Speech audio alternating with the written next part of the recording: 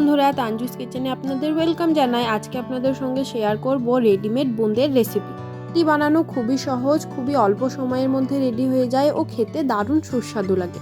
তবে রেসিপিটি শুরু করার আগে আপনাদের কাছে একটা ছোট্ট অনুরোধ, যারা নতুন বন্ধু হয়ে আমার ভিডিওটা দেখছেন অবশ্যই ভিডিওটি সাবস্ক্রাইব করে দেবেন এরকম আরও নতুন নতুন ভিডিও পাওয়ার জন্য।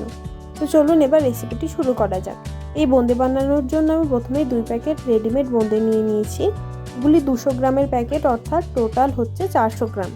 এর সঙ্গে নিয়েছি ছোট করে কেটে রাখা কয়েকটি কাজু ও কিশমিশ, ও নিয়েছি 4টে এলাচ, দারচিনি, লবঙ্গ ও তেজপাতা।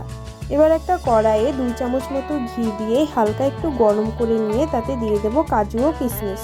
কাজু ও কিশমিশটা খুব বেশি ভাজার দরকার নেই, হালকা একটু ভেজে নিয়ে কিশমিশগুলো যখন ফুলে আসবে তখন এগুলি তুলে রেখে দেবো। এগুলি তুলে নিয়ে এই ঘির মধ্যে দিয়ে দেবো গোটা মশলা। তবে কাজু, কিশমিশ, ঘি, গোটা মশলা এই সমস্ত কিছুই একদম অপশনাল। আপনারা শুধুমাত্র চিনি ও জল দিয়েও এটা বানিয়ে নিতে পারেন। মানে 400 গ্রাম বোঁদের জন্য 400 গ্রাম চিনি ব্যবহার করেছি ও 400 গ্রামই জল ব্যবহার করেছি। অর্থাৎ আপনারা যতটা বোঁদে নেবেন ততটাই চিনি ও ততটাই জল দেবেন, তাহলে বোঁদেটা একদম পারফেক্ট রান্না হবে। জলটা ফুটে আসলে আমি এখান থেকে তেজপাতাগুলো তুলে রেখে দেবো, কারণ তেজপাতার যে গন্ধ সেটা আগেই ঘিয়ের মধ্যে বেরিয়ে গেছে, এবং জলটা ফুটে ওঠার সময় তেজপাতাগুলো রেখে দিলে তার একটা কষ থাকে, সেটা বেরিয়ে আসবে ও টেস্টটা অনেকটাই খারাপ হয়ে যাবে। সেরাটা আমি হাতে নিয়ে দেখলাম হালকা একটু চিটচিটে হয়েছে। এই পর্যায়ে আমি বোঁদেগুলো দিয়ে দেবো। সেরাটা খুব বেশি ফোটানোর দরকার নেই, খুব বেশি ফোটালে সেরাটা গাঢ় হয়ে যাবে, যার ফলে বোঁদের মধ্যে রসগুলো ভালোভাবে ঢুকবে না। এবার এর মধ্যে দিয়ে দেব ভেজে রাখা কাজু ও কিশমিশ ও তেজপাতাগুলো। এই সমস্ত কিছু দিয়ে খুব ভালোভাবে মিশিয়ে নিয়ে গ্যাসের ফ্লেমটা অফ করে আধ ঘন্টার জন্য রেখে দেব।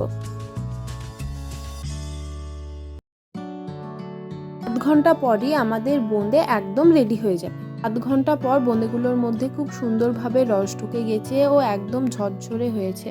তবে আপনারা একটু ঝোলঝোল করতে চাইলে চিনি ও পানির পরিমাণটা আরেকটু বাড়িয়ে দিতে পারেন। ও যদি ঝরঝরে করতে চান তবে ভিডিওটা ফলো করে রান্না করবেন, একদম পারফেক্ট হবে। এমনটা ঠিক ভিডিওতে দেখতে পাচ্ছেন। আমার চ্যানেলে এরকম আরও অনেক নতুন নতুন সহজভাবে রান্না রয়েছে। অবশ্যই আমার চ্যানেলটি ভিজিট করে আপনাদের পছন্দের রান্নাটা দেখে নেবেন।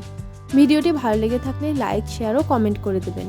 আবারও বলছি, সাবস্ক্রাইব করে আমার পাশে থাকবেন, যাতে এরকম আরও নতুন নতুন ভিডিও আপনাদের সঙ্গে শেয়ার করতে পারি।